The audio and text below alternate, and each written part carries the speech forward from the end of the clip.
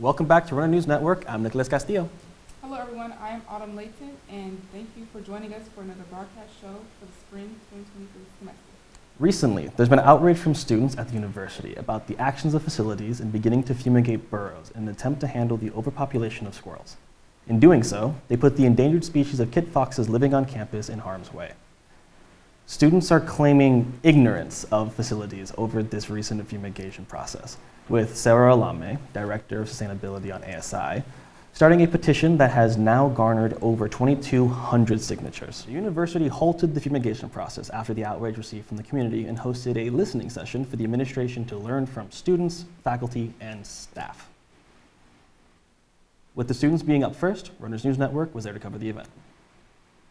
On April 10th, CSUB hosted an eco-listening session specifically for students to voice their concerns about the actions taken by facilities at the university.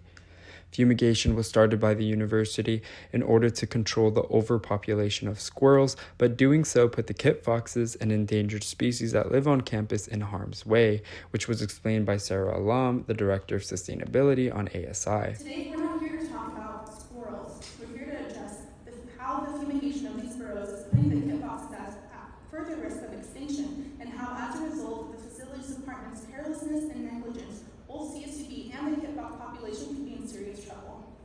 During the meeting that we had on March 17, I had a lot of questions that day, some of which I sent to Joe Hedges beforehand, just in an attempt to have that transparency and hope that he would reciprocate that transparency.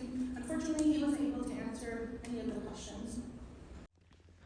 Initially, facilities claimed that kit foxes would not be in danger because the burrows that were being targeted were less than 4 inches in diameter, but this quickly proved false when biology students on campus provided photo evidence that kit foxes can actually fit through a 2-inch hole. Not only this, Students for Sustainability, a club on campus that advocates for environmental safety and caution, explained that facilities have not been responding to their concerns and do not attend committees meant to raise awareness about issues surrounding the topic at the university. Facilities are ran by Joe Hedges, and currently the Sierra Club is filing a formal complaint to both the federal and state departments of Fish and Wildlife for what they describe as threatful behavior and actions against the San Joaquin Valley kit fox. Not only kit foxes, but there have been eyewitness reports of staff of facilities not utilizing the proper personal protective equipment when handling carbon monoxide, which is a lethal substance. Sarah Alam, Uriel Parrado, and Alexandra Brown were some of the students that made their voices heard at this listening session, and all explained their surprise at being put under a 3-minute time limit, but all were glad they still got to make their voices heard. I didn't know we had a 3-minute timer, but I basically wanted to say that students like us who are here and on Zoom virtually, who care about this university, we are the lifeblood of this university. We care about the campus, we care about its inhabitants, even the ones that may be considered to be pests. We want our investment in the school to go toward humane alternatives to mitigate the burrowing rodent issue, and we want transparency between the university and the campus community, and we want the university, particularly CFMS, to end this sort of dissent that we've had between us and begin listening to the voices that are on our campus who have been echoing these same sentiments for years, a year that this has been happening. When talking to Students for Sustainability, they made their list of demands clear for the university. This being the number of people that have been injured due to burrows, how many have contracted diseases because of squirrels, how much money has gone to handle this overpopulation, and if there are contractions, if they have the test to prove this claim. Reporting for Runner News Network, I'm Ernesto Leon. A congratulations from Runner News Network to our 2023 graduates, and also some important dates to write down if you're wanting to attend a special graduation ceremony. Starting May 1st, all 2023 graduates will be able to print out their tickets that can be used at the commencement. So make sure you check your email if you haven't already, and RSVP for your spot and enter how many tickets you will be needing. You can get up to 7 tickets. CSUB's Black Faculty and Staff Association will also be hosting a Black Graduates Recognition Ceremony Saturday, May 13th at the Icardo Center.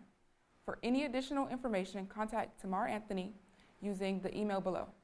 There will also be the 41st Annual Chicano Commencement Celebration on Friday, May 12th, hosted by MECHA, the Lavender Graduation Ceremony on May 11th, and the Native and Indigenous Commencement Ceremony on May 10th at the Icardo Center as well. And here's Isaiah Santana with the Sports Corner. The CSUB women's golf team just wrapped up a historic season. The women's golf team reset the single season scoring average by almost 3 strokes.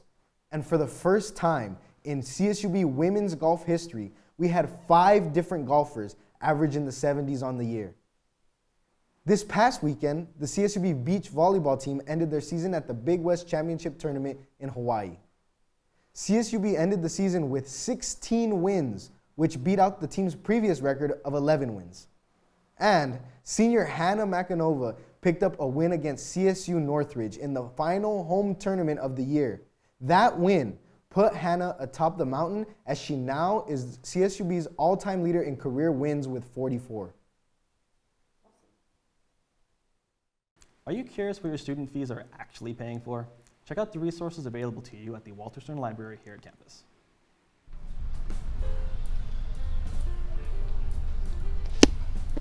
So I've been thinking, what's one thing that all college students have in common? All of us need books. And when you need books, it takes you to one of 2 places, either the CSUB bookstore or here, the Walter Stern Library.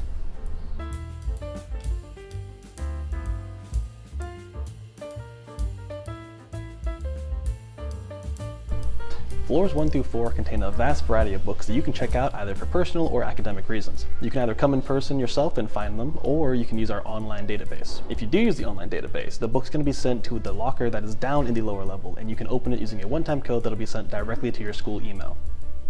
Along with having a different selection of books, each floor is unique in layout, furniture, and sound dampening. If you need somewhere to study, there is guaranteed to be one area here that fits your needs. If studying out in the open isn't for you, each floor has both individual and group study rooms that you can reserve from both the front desk as well as online. If you plan on studying with headphones or just need some peace and quiet, the first floor of the library has the quiet room. No food or drinks are allowed, but it's definitely the most quiet you can get in the building. The library also has other resources that are at your disposal. The first floor has a shop where you can buy snacks and drinks in case you are ever in need of a pick-me-up. Almost every floor has a section with computers that can be freely used. Printers can be found on every floor as well. Yes, there is a charge to use them. And there is a wide selection of almanacs covering many topics and areas free to use. If we go down a couple floors, we find ourselves on the lower level of the building. Now this floor contains access to computer labs and classrooms, a colored printer. Every single computer is programmed with the Adobe Premiere Suite, which is free to use for current students. And this is where you go to get your student ID, which is needed for CSUB dances and other school-related activities. Be on the lookout for future videos covering other resources that are currently available for you here at CSUB. I'll see you all next time. May will be Asian American and Pacific Islander Heritage Month, and CSUB has already started festivities in celebrating the AAPI community with a kickoff event on April 14th. The next upcoming event will be on May 9th in the Stockdale Room called Cultivia, a culture trivia night played through Kahoot, where students will get the opportunity to win prizes, decorate t-shirts, and even take pictures in a photo booth. Recently, an art gallery titled Self was hosted in the white box known as the Kettle Gallery by curator Sarah O'Leary, where art students got to submit a piece of art that represented themselves, and the Runner News Network was there to talk to O'Leary and cover the art show. Studio arts major with an anthropology minor. In order to create Self, I wanted to make an exhibition that hosted other artists at CSUB, and in order for them to actually apply to be in the show, all they had to be was a CSUB student. We don't have just art majors in here. And so this semester we were like, oh, well, we want to do self, because we see a lot of people doing self-portraits or really talking and reflecting about themselves and their work, and I wanted to showcase some of that. Either important people or things that actually brought them up for themselves. And so researching and looking at each submission, each person was allowed to submit up to 3 pieces. And so I was able to actually go through many different pieces and pick which one I felt worked best for self. Work isn't in this one, and it's definitely an addiction, I feel, as I would love to now curate my own gallery or do different pop-ups is what I've looked at of what might happen later this year now. Just because I very much enjoy showing other people's artwork and promoting it and talking about it. Like making sure that artists are aware that this space exists. I've talked to a lot of people. Due to COVID, we had no idea this existed. Last year, I was still online because of COVID, and I didn't know this was a thing at all until last semester. and this is my final semester, so this semester has just been bombarding with exhibitions in here and in the dome. So I wanted to make sure, I feel like just making sure that other artists are aware this space exists, you are allowed to use it. Yeah, we got a sociology major, an anthropology major, and then for art, it was like art ed and studio arts. And I believe there was one more. Oh, a psychology major. That's all for this broadcast of Runner News Network. Thank you for joining us, and keep up with the Runner online for all our content, and enter your email to sign up for our daily e-newsletter. Bye everyone.